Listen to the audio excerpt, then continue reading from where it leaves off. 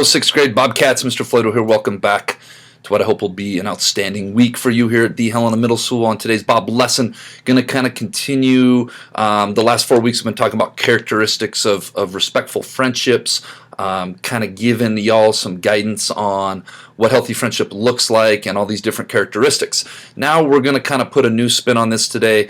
Today's Bob lesson is called Friendship Dartboard. And the main thing I'm going to talk about today is that you have different layers of friendship.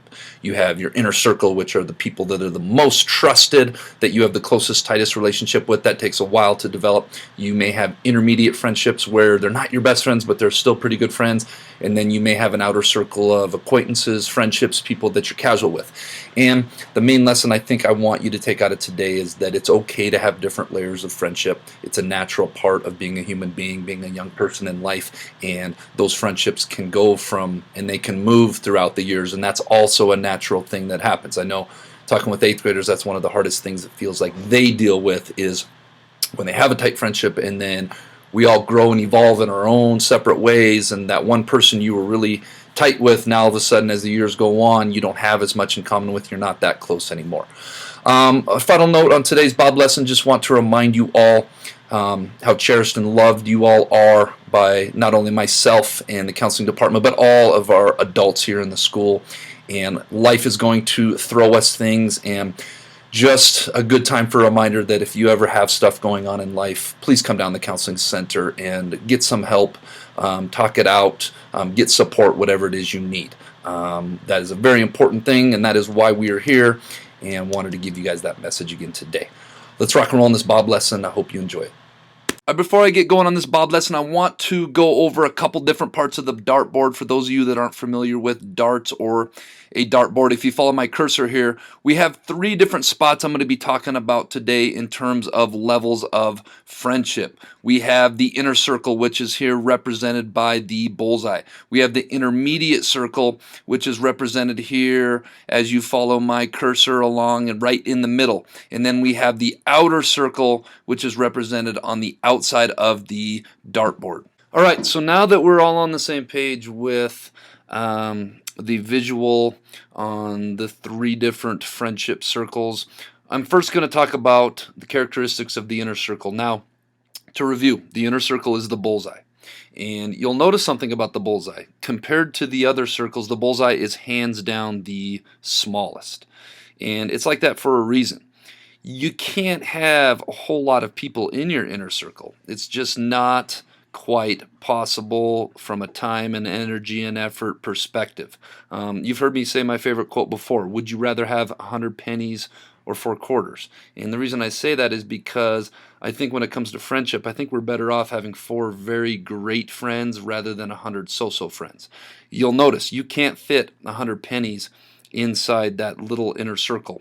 But metaphorically, you can fit 4 quarters inside that inner circle. So, characteristics of the inner circle. Inner circle are people who you consider great or your best friends. Newsflash, folks, especially to some of our female students, because I see this more with female students than male students, you can have more than one best friend. I know best is a lot of times translated into singular, but you can have multiple best friends. I know if you ask me about my friendships, I probably have a half a dozen people that I consider like my best friends. Friendship isn't a prioritizing type thing.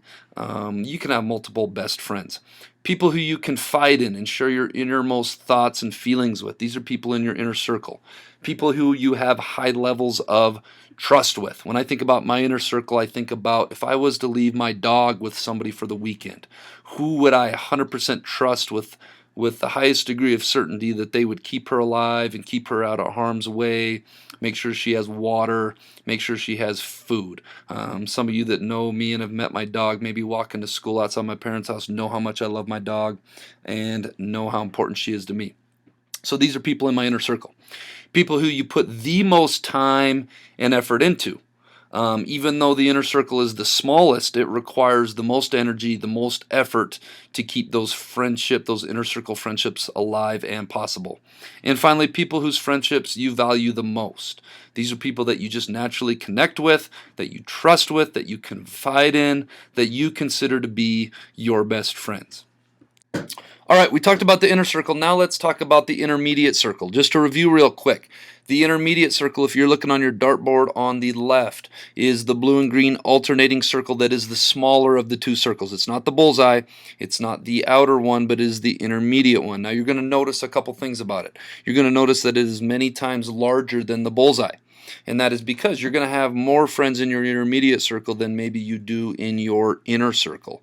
And you're also going to notice that it is not as big as your outer circle. And that's because you're going to have more select people in your intermediate circle than you do your outer circle. So let's talk about characteristics of the intermediate circle.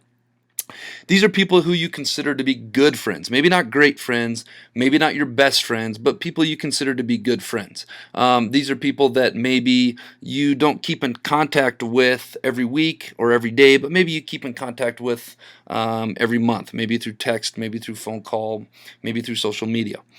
These are people who you kind of pick and choose what you want to confide and share your inner thoughts and feelings with. Maybe they don't know your whole life story, everything's going on in your life, but they know most of it.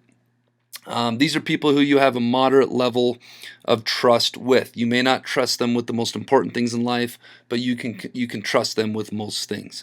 And obviously, these are people whose friendship you value. All right, so finally, let's talk about characteristics of the outer circle. Just to review, the outer circle is the bigger part of the red and green that goes around the outer perimeter, and the inside part of it is the intermediate red and green. So you'll notice that the outer circle is the biggest part, and that's because this is where most of your friendships will be, especially as you get older. These are people who you consider friends, not good friends, not great friends, but just people that you consider friends, people you're cool with, people that you get along with, people that you like to be around. These are people who you don't necessarily confide and share your inner thoughts and feelings with, that they don't get to know. They don't have the privilege of getting to know everything about you. These are people who you like, but don't maybe put the highest amounts of time or effort into. And this is where most of your friendships will be. Come in contact with more people, and there's definitely, I have a lot of friends out there, people that I consider to be friends, but they're not intermediate circle friends, or they're not inner circle friends by any means. So as you get older, a lot of people will end up settling into this area, and when we go to this next slide, I'm going to explain why.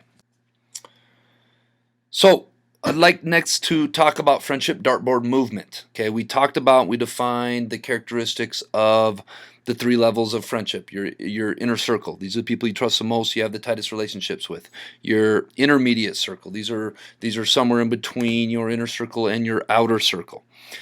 There's only so much space in each circle of your friendship dartboard, and again, when we talk about your inner circle, it's small and it's not very big, and I think it grows bigger as you get older, as you get to meet more people and you get to identify more people that you have the most in common with, that over time prove their worth to be in the inner circle. You only have so much time and energy to give in friendships. You can't have 15, 20, 25 best friends. It's physically impossible to put the energy and the time into making those friendships what they are. Again, good friendship needs time and energy and effort to put into those, and as human beings, we only have so much time every day to work on our friendships. The thing I want to talk about, and I talk about this with a lot of students in my office, is that movement from one circle to the next is fluid and it's constant, and you're constantly moving. I think if you were to ask me 20-some years ago when I was a student at HMS who was in my inner circle, I would say none of those people are in my inner circle today. Some are in my intermediate circle, some are in my outer circle, some aren't even in here, period. If you even look at my life in the last 10 years, I don't know how many people that were in my intermediate circle, or excuse me, that were in my inner circle 10 years ago are still in my inner circle today. That is constantly changing and moving all the time. And I talk to students all the time about that. And that's something that's hard. That's something that's hard to deal with. And I think one of my objectives in doing this lesson is to let you guys know that friends come and go and friends change, and the importance of friendship and the circles of friendship are constantly changing and moving. And that's a normal, healthy part of growing up. So I'm encouraging you guys to spend some time reflecting on who you have in your inner circle, who you have in your intermediate circle, who you have in your outer circle, and why do you consider them to be in that part, and whether they belong to be in that part. Maybe they need to be bumped up a circle. Maybe they need to be bumped out a circle. I don't know what that answer is. That's for each and every one of you to spend some time processing and figuring out. So let's talk about the other side of that. You guys have seen this list. If you want to move up the ranks of somebody's friendship, hey, these answers came from you wonderful students at the Helena Middle School. This came from you guys. This is what was important for you guys. If you want to become better friends with somebody, spend more time doing these 20 things. Conversely, if you're not spending a whole lot of time doing these 20 things, think about whether or not you should be.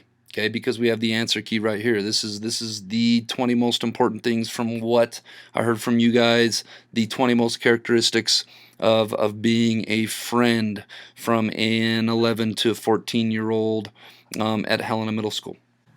All right, this week's Jellybean Question of the Week winners are Riley Russ, Delaney Walter, Ida Brown, Camille Sertain, and Taya Munden. This week's Jellybean Question of the Week is, what goes up but never goes down? If you think you know, submit your answer to Bob Box. Tune in next week to see if you're a winner. All right, Bobcats, let's make it a great week at the Helena Middle School.